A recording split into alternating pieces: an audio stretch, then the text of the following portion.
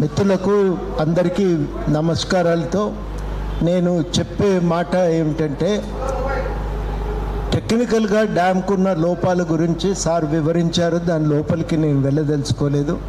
రెండవది చాలా కీలకమైన అంశము, వరదను కిందికి వదిలేసి మళ్ళీ పైకి ఎత్తిపోయటం అనేది అవివేకమైన చర్య.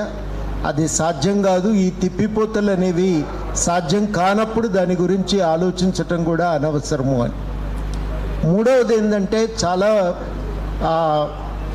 ఈ బ్యారేజీలు కట్టినప్పుడు దాని బ్యాక్ వాటర్ ఎఫెక్ట్ ఎంత తీవ్రంగా ఉంటుంది అనేది అంచనా వేయలే.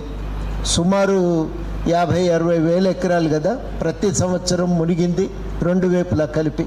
ఇంకా ఎక్కువనే 80,000 ఎకరాలు రెండు దిక్కుల్లో కూడా కలిపి.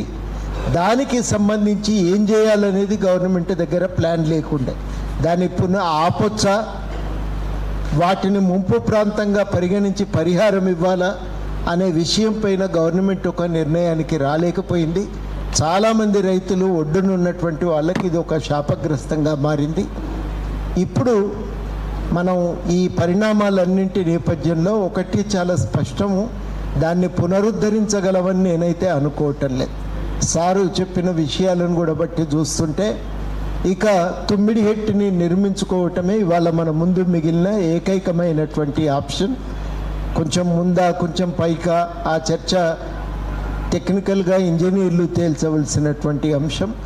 కాబట్టి తుమ్మిడిహెట్టిని నిర్మించి గోదావరికి ఎల్లంపల్లికి నీళ్లు ఇవ్వటమే సరి అయినటువంటి పద్ధతి, ఒరిజినల్గా అంచనా వేసినటువంటి పద్ధతి.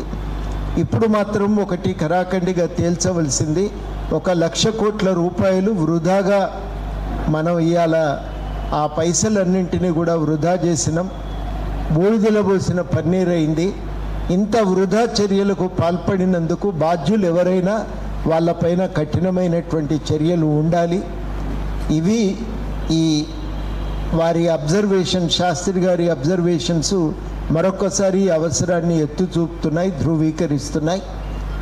తప్పకుండా ఇవాళ మళ్ళీ మనం ప్రత్యామ్నాయాల గురించి, తుమ్మిడిహెట్టి గురించి ఆలోచించటమే మేలైన పద్ధతి అని చెప్పి నేను భావిస్తూ సెలవు.